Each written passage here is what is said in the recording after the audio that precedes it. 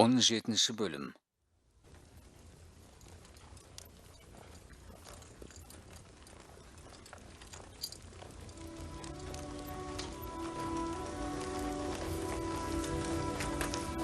Bala Şerbe, Qarash, mınalar kim? 这些都是什么人呢？啊，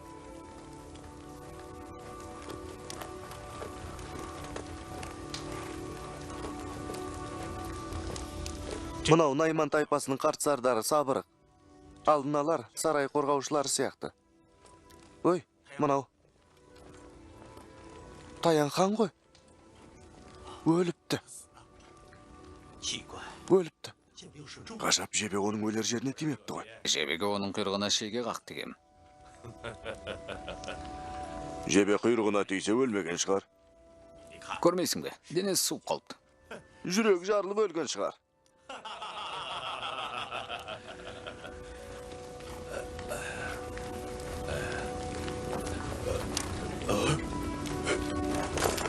Тоқта! Тататұнға? Ол кім? Найман тайпасының әйгілі оқымыстысы. Бірнеше елдің тілін білет.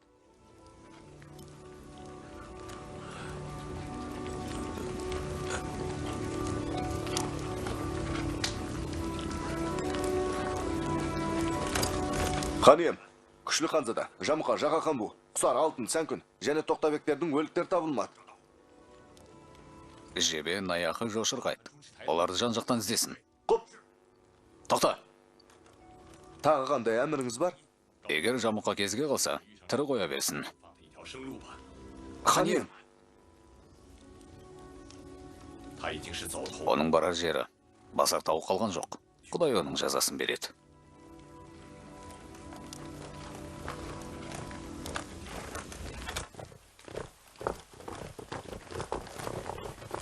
Ханеке, Ханеке, 可汗， Тататұнға, отыр. 到这里来坐。 болмайды. Ол Таян ханның тағы. 哎， Мен отыр деген соң отырмайсың ба? Болады.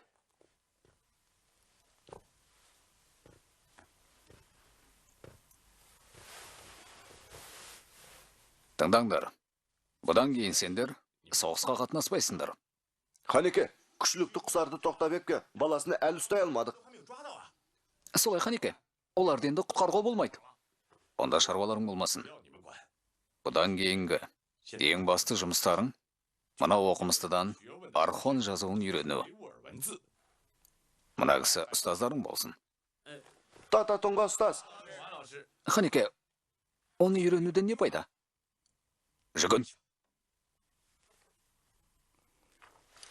Тататұнға ұстаз. Ханеке, Не жұмыс? Таян ханның ханымы Гүрбесу тұтқындалды. Ол хан мені тоқалдыққа алсын деп қайта-қайта талап қойып жатыр. Таян ханның жесірі ме? Ол кемпір болған шығар. Шақыр, кірсін. 让他来。 Кірсін бер. Гүрбесу ханым кірсін. Қарашағысы Гүрбесуден хан емес сәлем.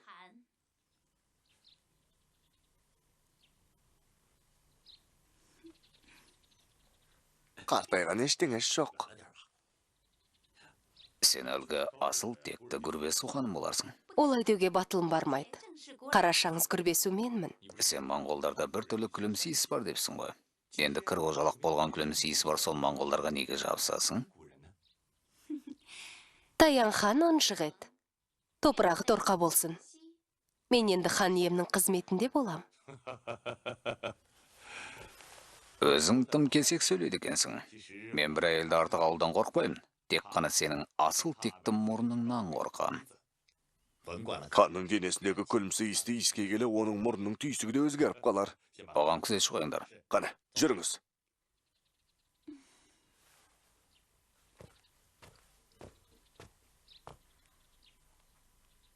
Хан тақсыр. Құдай үшін мені тым көп тостырмаңыз. 等得太久啊！ Алыңдама. Қанағаттанарлық жауап берем.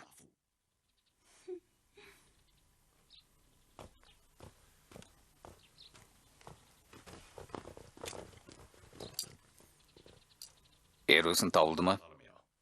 Тоқтабектермен бірге қашып кетті. 一同逃往西夏去了。 Оның қызы ше. Ханеке, кімнің қызын сұрап тұрсыз? 当然是答应。 әрине өрісінің. Ол әкесімен бірге кеткен шығар. Оны қалайда табыңдар. Наяқы арттарынан қуып кетті.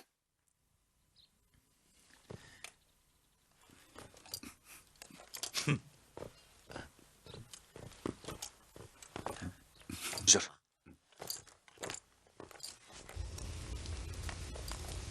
Мен қартайдым. 3 күндік жолдың өзі мені кәдімгідей шаршатып тастады. Осы жолда қанша адам көз жұмған білесіз бе? Осыдан тірі қалып аман сен Люин патшаның еліне жете алар ма екенбіз? Біздің адамдарымыз тым аз. Люин елінің патшасы бізді қабылдай қояр ма екен? Егер Люин патшасы бізді қабылдамағандай болса, Қашқар еліне барып көреміз дағы. Ерусін, сенің қызың қандай сұлу еді? Тәңірінің жіберген тамаша тартуы емес пе?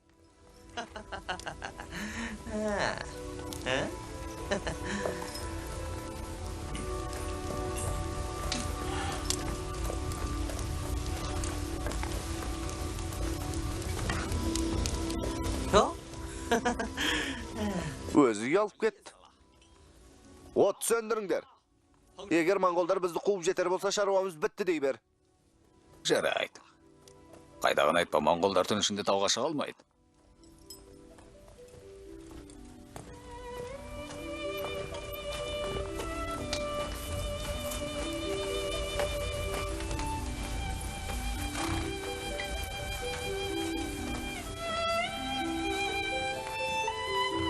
Әке, мен қорқып отырмын. Қорқпа, монголдар тауға шықпайды. Мен Тоқтабектен, Худудан, Люин елінің патшасынан және ұйғырлардан қорқам. Біз несіне қаштық? Темучинге тізе бүксек болмай ма? Әке, айтшы. Осыдан 20 жыл бұрын Тоқтабек пен баласы Есугейдің тоқалы мен Темучиннің ханымын тартып әкеткенде солардың ішінде мен де болған. Оған сіз кінәлі емессіз ғой. Темучин олай ойламайды ғой. Солай. Біреудің сүйген адамын тартып алу, оның қолқа жүрегін жұлып алғанмен бірдей. Бөрте меркіттердің қолында 9 ай тұрғандығы себепті. Сән күн жошыға қызын беруден Темучинмен құдаласудан бас тартты. Бұған Темучин қатты назаланыпты. Сол бір ағатыс болды.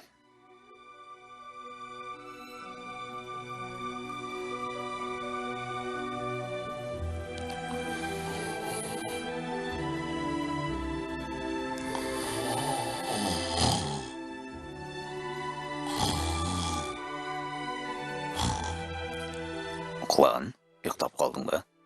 Ұйықтаған жоқпын. Темучин бұрынғы райынан қайтсын десек, екеуміздің біреуіміз құрбандық бермесек болмайды. Тек сіз қатерден аман қалар болсаңыз, мен өлуге де разымын. Өлудің қажеті жоқ.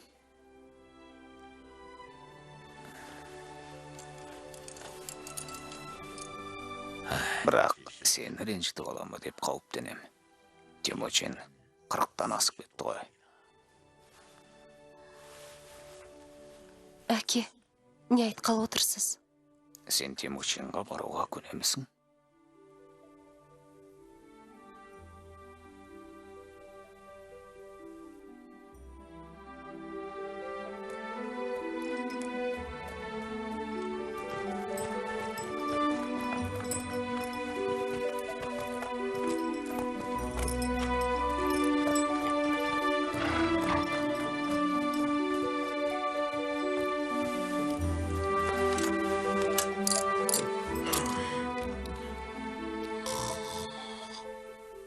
Бұл деген жақсыз қой. Ендеше мұны Сардар сізге тапсырдым. Қызметіңізге дайынмын. Әйтсе де, жол бойының жағдайы аумалы төкпелі. Сіздер өздеріңіз кетсеңіздер, бүлікшілер өлтіріп кетуі мүмкін. Ең абзал қосын ішінде болып, мені күтіңіздер. Мен Тоқтабекті ұстап әкелген соң, ханның алдына менімен бірге барасыңдар. Онда тіпті жақсы болды. Құлан, Наяқы Сардарға рахмет десеңші. Рахмет, Наяқы Сардар. Болды, қажеті жоқ. Құлан егер ханға ханша болса, мен уәзір боламда, айыпты болып қалам ғой.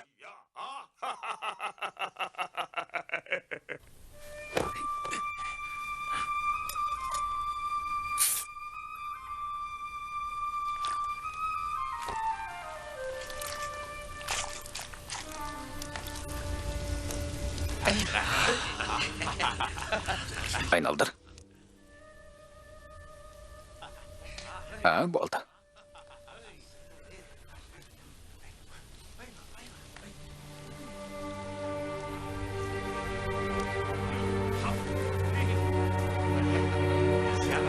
Кәне айландырып жібер. Жақсы. Шіркін пісіпті.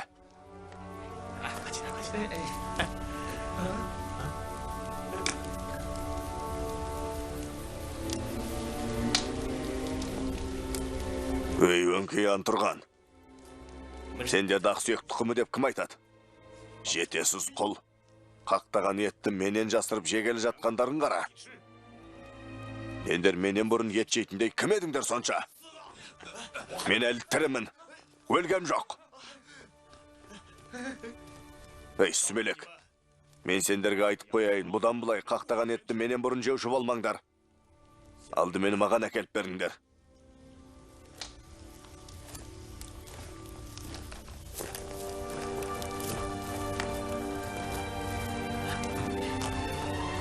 Осы жамұқаның кесірінен қатын бала мен мал мүлкімнен айырылдым. Енді бір жапырақ етке болады сонша долданған қырыш. Итше қаңып жүргеніне қарамай, зұлымдығын қарай көр. Біз Жажырақ тайпасынан Керей тайпасына, онан соң Найман тайпасына қашып бардық. Енді қайда қашып барарымызда белгісіз. Ақ түтек бұранда ығып кеткен қоралы қойша бір онда, бір мында жапырылып, үркіп жүрудің аяқталар күні бар ма екен деші? Маған бір ой келіп тұр. Айтшы ойыңды. Болды. Айтпай-ақ қояйын. Неге айтпайсың? Несіне бүгіжік дейсің? Айтыңдар, Жамұқаның қас жауы кім? Темучин. Дұрыс. Біз оны байлап алып, Темучинге апарып берейік. Сөйтсек, мына босқындықтан құтыламыз. Тіпті 100 басы, 1000 басы болуымыз да мүмкін. Онда сөйтейік. Жүріңдер. Жүріңдер.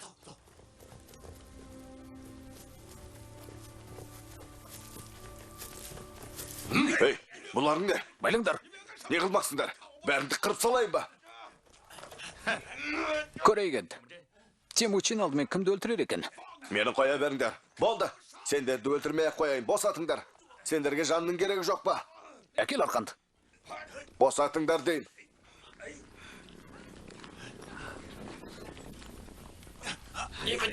Қоя бер. Монғолдар келді. Монғолдар бер келіңдер. Жамұқаны ұстап алдық.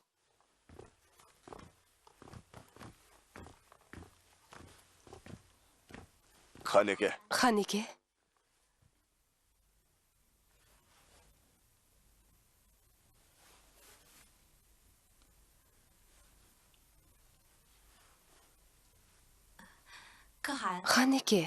Тұрыңдар.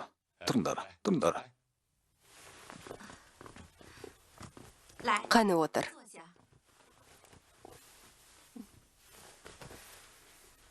Хан иемнің Таян хан ордасына кіргеніне 6 күн болды. Нағып осынша кешігіп келдіңіздер? Әкелі балалы екеуміз осыдан 3 күн бұрын Наяқы Сардарға қашып барғанбыз. Содан сол арада 3 сәтке тұрып қалдық. Немене, Наяқы? Сен оларды өз тұрағында 3 тәулік қондырдың ба? Солай, Ханеке. Жүгенсіз. Оларды бірден маған неге әкелмегенсің? Ханеке, мен... Келіңдер. Маны байлап әкетіңдер. Белгідегі апарыңдар. Ол әбден тергесін. Егер титтей бір айып болса, мен мұның қалың қолың алдында жазалайым. Тоқтаңыздар.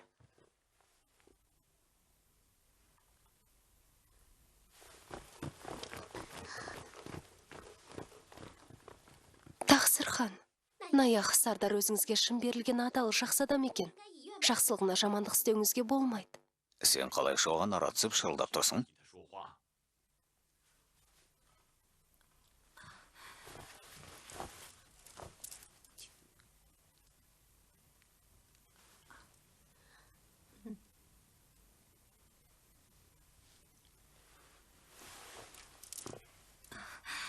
Сыртта думан сауық болып жатыр. Сіз барып көріңіз. Жарайды.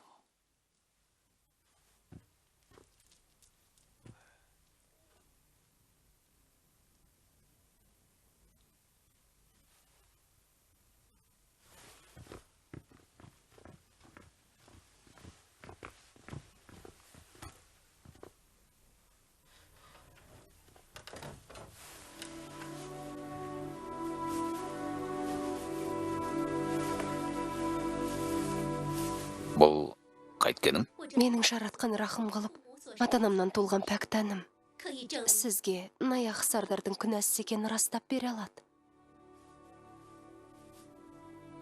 Наяқы, сен Алдияр ханға. Шыға күдік. Сен оқуыңды оқымай. Мұнда не қып келдің? Айт. Сабағымды жаттап болдым. Енді тергеу қалай жүргізілетінін үйренейін деп едім. Мұнда үйренетін не бар? Мейлі онда. Бір шетте тыныш тұр. Наяқы, сен хан әкеме ұятты болатындай қандай істедің? Айт. Қандай күнәң бар? Тоқтабек пен баласы екеуін ұстап әкеле алмадым. Содан басқа айтарым жоқ. Қарсыласайын дедің бе? Көресіңді көргін келейін демесе. Кәнеке айт. Құланға не істедің? Айтамысың ба жоқ па? Айт. Айт деймін мен саған. Айтар ештеңем жоқ. Сабаңдар мұнаны. Ей, тоқта. Аға, сіз оны ұрып соғып, шынын айтқызам деп ойлайсыз ба? Сен бұған араласпа. Наяқ аға, тергеуші сұрақ сұрағанда тек шындықты айт. Ештеңені жасырма. Бет алды сөз сөйлеме, сонда ғана сенің күнәңнің бар жоғы анықталады. Қаншалық қылмысың болса, соншалық жазаға тартыласың. Солай. Мен күнәсізбін. Өз қожама қалтқысыз адал болып келдім. Соғыста қолыма түскен сұлу әйел болса, қожама әкеліп бердім. Егер бөтен ниетім болса, қылыш астында да өлуге де пейілмін. Белгідей. Қанаға.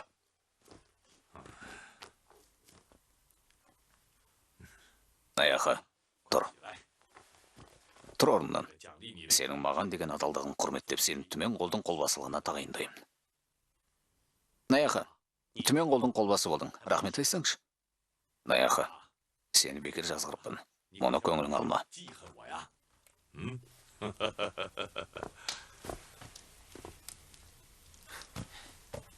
Наяқы, рахмет айтсаңшы. Рахмет, тақсыр.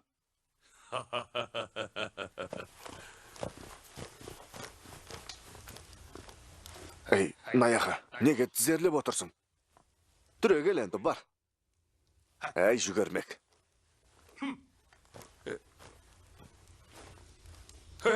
Жарайды келсін. Шешем сені бекер асырамаған екен, ә?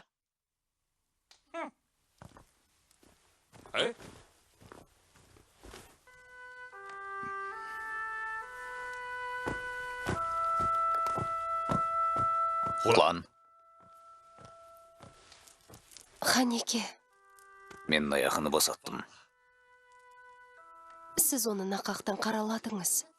Оны босатумен бар шаруаны бітірдім деп ойлайсыз ба? Мен оны 10 000 адамды қолдың қолбасылығына тағайындадым. Осы жетпей ме?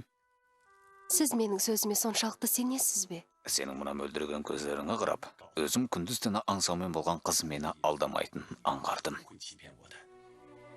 Мен аңсадым дегеніңізге сенбеймін. Рас.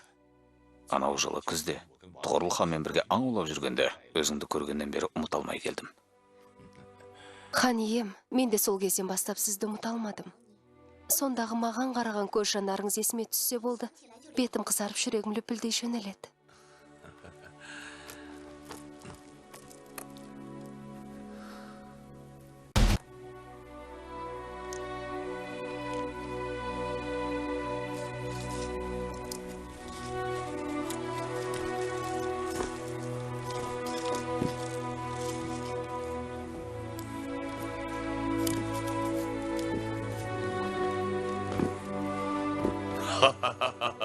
Тататұнға, шәкірттерің күннен күнге көбейіп бара жатқан сияқты. Маған достас болсаң қайтеді. Әке, Әке. Отырыңдар, отырыңдар.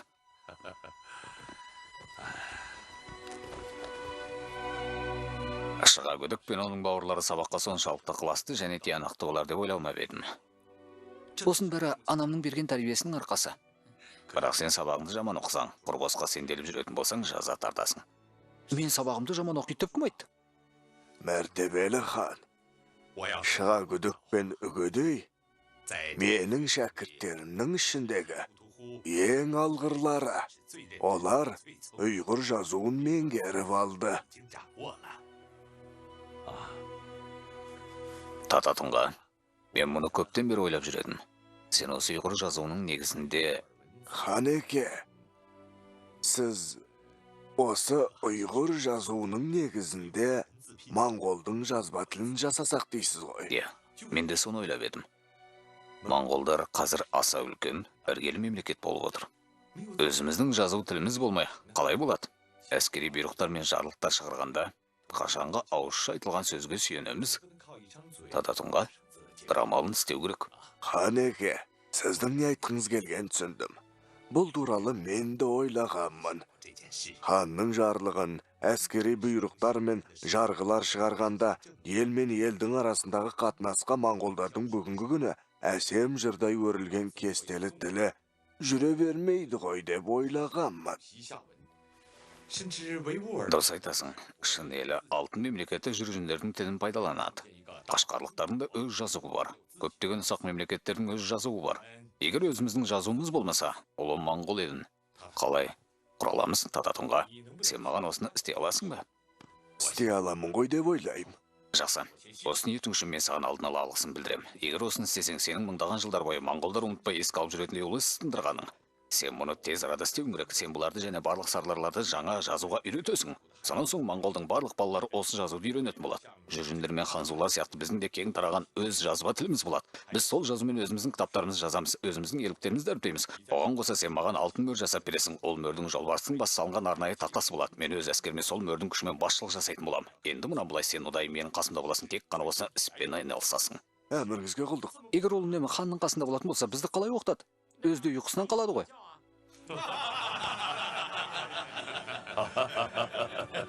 Менің қасында болады дегенде, маған жақын жерде болу керек дегенді айтып тұрмын. Кішкентай ақымақ. Жоқ, хан әке. Ханның әрбір сөзі заң. Сондықтан ол әр сөзін таразыға тартып сөйлеу керек. Ханеке! Ханеке! Ханеке! Жебе қайтып оралды. Ханеке! Жебе? Мына түріңе қарағанда жақсы хабар әкелген сияқтысың. Иә, бұйрықтарыңызды бұлжытпай орындап келеміз. Иә, жақсы жаңалық. Ал Тоқтабек, Күшілік, Құсар, Алтындар не болды? Сүбетай бастаған топ жан-жаққа бөлініп оларды іздеуге кетті. Ал менде Жамұқа жайлы жаңалық хабар бар. Ол қайда екен? Мен оны осында алып келдім. Егер қолға түссе, оны қоя беріңдер дегенім қайда? Сенен менің бұйрығымды естіген жоқ па едің? Естідім, бірақ оны ұстаған мен емес. Өзінің қасындағы 5 жігіт оны байлап әкеліп, менің қолыма тапсырды. Егер оны ұстап әкелген болса, Тәңірдің бұйрығы солай болғаны да. Ондай оңбағандарды өзінің адамдарда сатып әкетеді. Оның жасаған қылмыстар бастан асады. Өлтір оны. Ендігәрі ешкімге зиян тимейтін болсын. Жамұқан адам түсініп болмайды. Оның жүрегі қандай екен? Қара жүрек. Әке, оның өзгелерге жасаған зұлымдығын өзінің алдына келтірсек қайтеді? Қазанға салып пісірейік. Ол менің сеттескен досым еді. Бір кезде мені өлімнен құтқарған. Бір мемлекетті басқаратындай да шамасы бар еді. Жебе, жүр барып көрейік.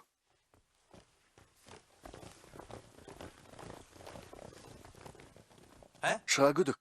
Әкем оны қалай жазалайды деп ойлайсың? Өлім жазасына бұйырады. Бәлкім рақымы түсіп, кешірім етер.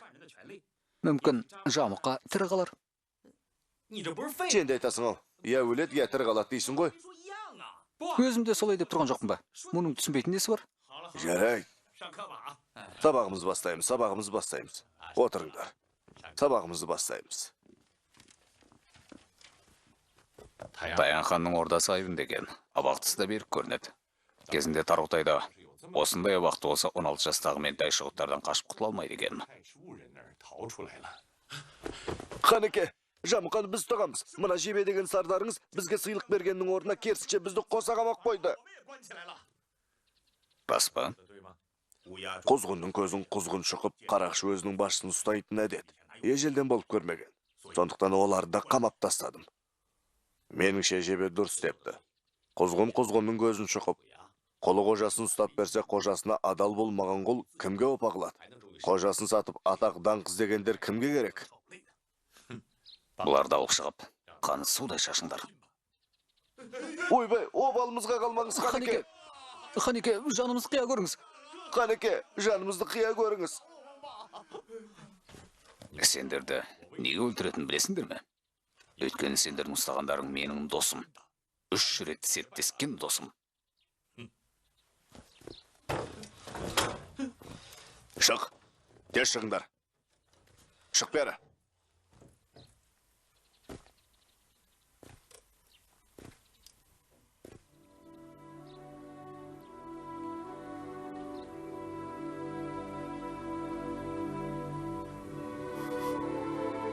Досым.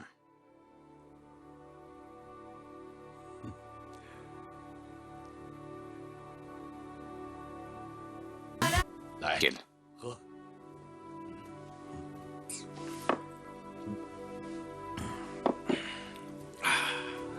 Екеуміздің кездеспегенімізге 3 жыл болыпты. Бүгін бұрынғы дағлымды бұзып, жығылған шашпесек дос болып есептелмейміз. Қателестің достым. 3 жыл 4,5 ай болды. Айып салам. Болады.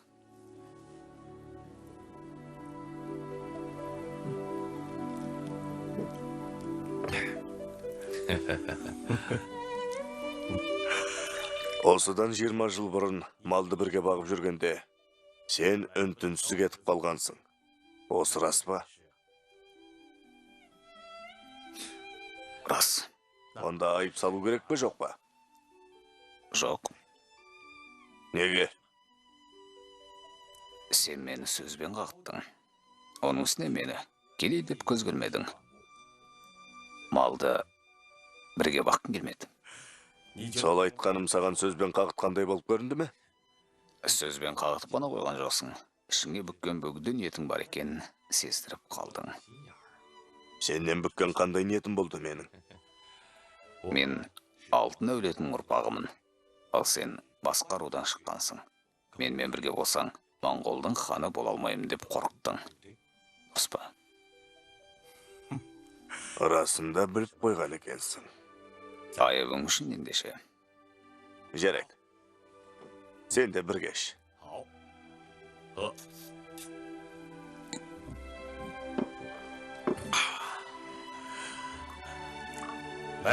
Шарап таусылды.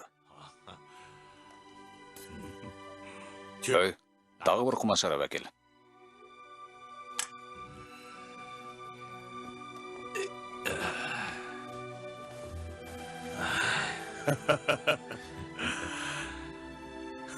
Қараш өзіңе.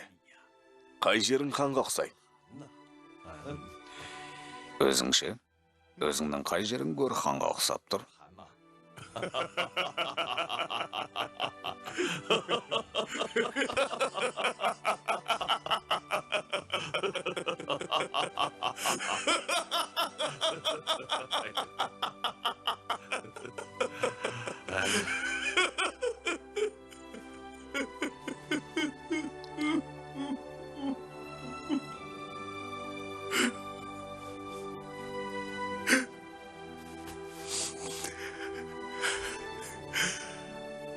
Екеуміздің қайран, балалық кезіміз ай десеңші.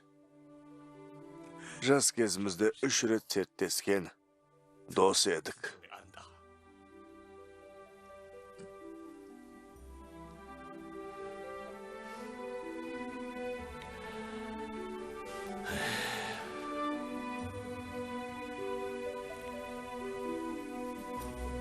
Мынаны мен өзіме қайтарып алғам, бірақ әлі сақтап келем.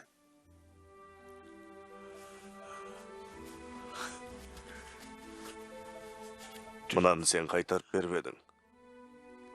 Мен де сақтап жүрмін.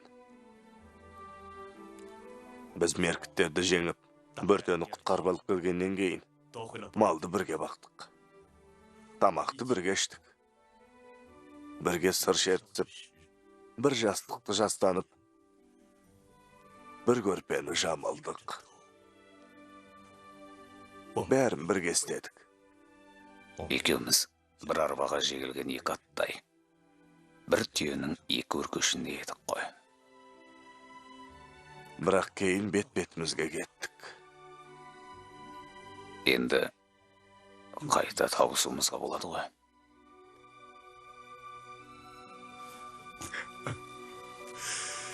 Сол кездегі сертімізді еске алсам.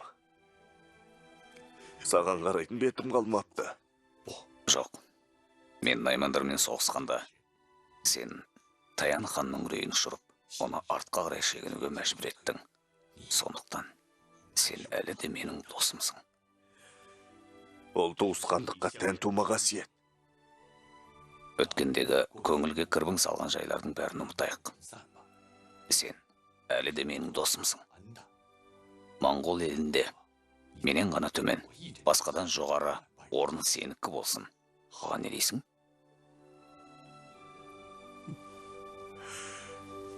Саған серік болуға тиісті кезінде серік болмадым. Қазір сен Бұқара атаулыны өз бауырыңа жинадың. Көршілес елдерді де тыныштандырып болдың. Дүниенің бет алысы да белгіленіп қалыпты. Дәл осындай кезде саған серік болайын десем, сен бұған көнемісің?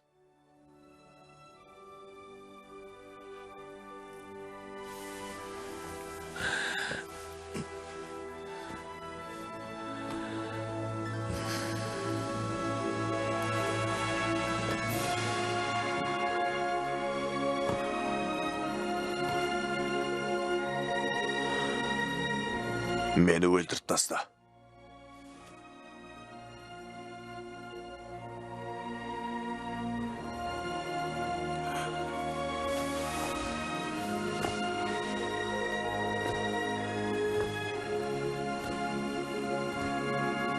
Абзал досым, өзің ойлап көр. Егер мен өлтірмесең, саған күндіз күлкі, түнде ұйқы жоқ. Мен бейне бит сияқты. Жағаңда жыбырлаймында жүрем. Бейне ине сияқты киімнен жабысып алып қадаламда тұрам. Сен деген еркексің. Қолынан үлкен іс келетін адамсың. Әйелдер сияқты мүләйімсі бе? Досым мұнаны білгін келе ме? Сенің орныңда мен болсам, қайтетінім саған аян. Тыңда досым, егер сен менің қолыма түссең, ойланып отырмай-ақ, сені өлтіре салар едім. Егер мені мүсіркегің келсе, онда тезірек өлтіріп таста мені.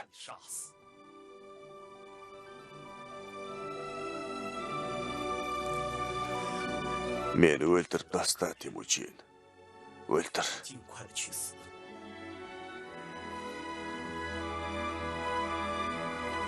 Жарайды.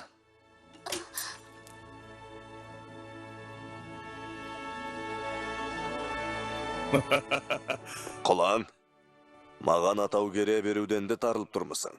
Мен сенімен Темучиннен бұрын танысқан едім ғой.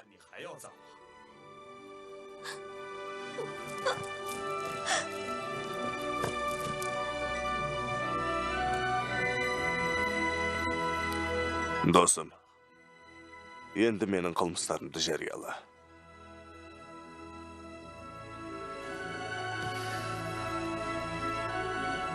Сен 13 ру тайпа соғысын жолсыздықпен қозғап Шыныс тайпасының тұтқындарын 70 қазанға тірдей астың.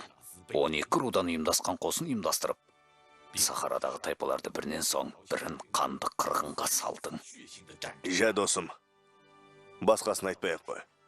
Осылардың өзі де бастан асқан қылмыс. Сенің тағы айтарың бар ма?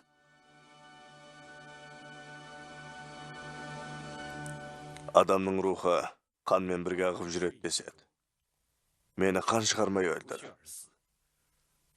Онан соңғы тілегім сол бұйрықты сапарға мені өзің аттандыр. Сен Сахараға атағың жайылған батырсың. Сені сөз жоқ, өзім аттандырам.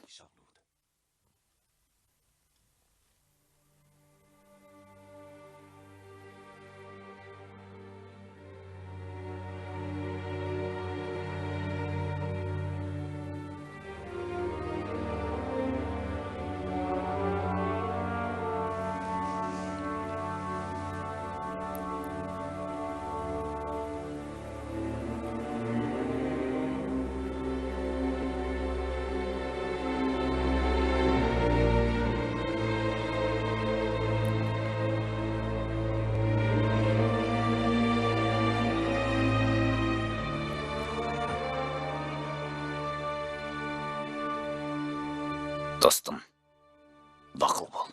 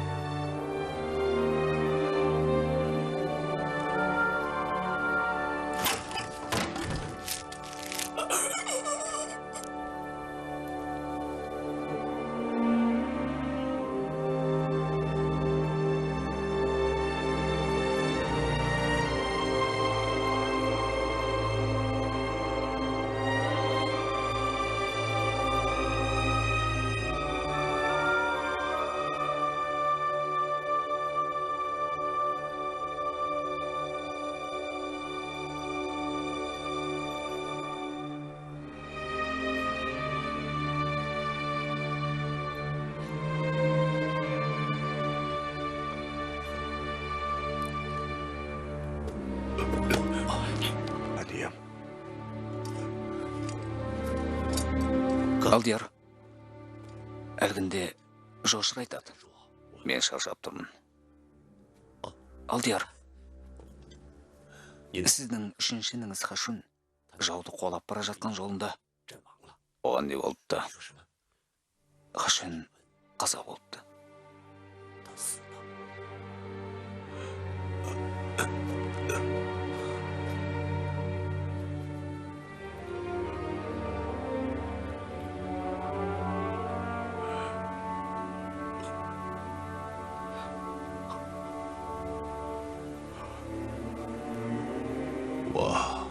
Жорыққа аттанғанда төртінімді ертіп шығып едім. Қайтар кезде үшеуі ғана қалды.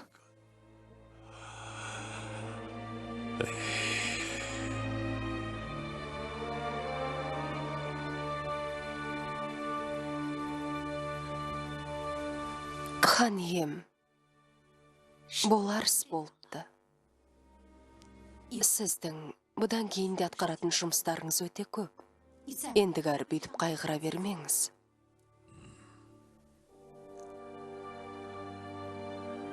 Құлан, әлгінде не дедің? Қолға түскен құсар мен алтын сізге жолықсақ депті. Белгідей сізді қабылдайым екен дейді. Болмайды. Олар тірі қалсақ сізге құл боламыз дейді. Хан ием, сіз оларды босатып жіберіңіз. Олар сонша ауыр қылмыстар жасай тұра, тірі қалыс келем екен. Оларды Алтай тауында қалған жетім аруаққа айналдырам.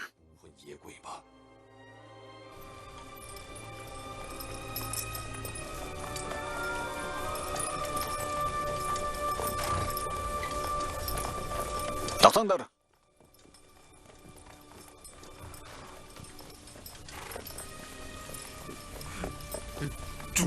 Жошы, мен шынымен ақ өлтірмексің бе? Не? Әлі де тірі жүрмекпісің? Мен сенің кіші әкеңмін ғой. Кіші әкеңмін деймісің? Сен Шағатай ініммен арамызға от жаққан кезінде, менің кіші әкем екеніңді ойламап пең? Апайым Темұлынды атып өлтірген кезде, менің кіші әкем екеніңді ойламап пең? Хан әкемнің жаулары бірінен соң бірі бізге шабуыл жасап, бізді құртып жіберуге азғылған кезде менің кіші әкем екенімді ойламап пең? Бүгін сол жазықсыз жандардың төгілген қанын өз қаныңмен қайтарасың. Тоқтай тұрыңдар.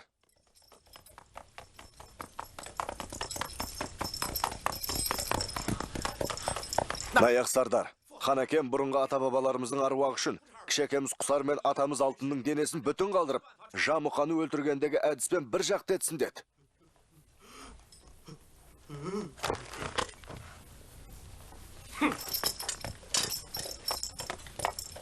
Наяқ сардар, бұйрықты орындаңыз.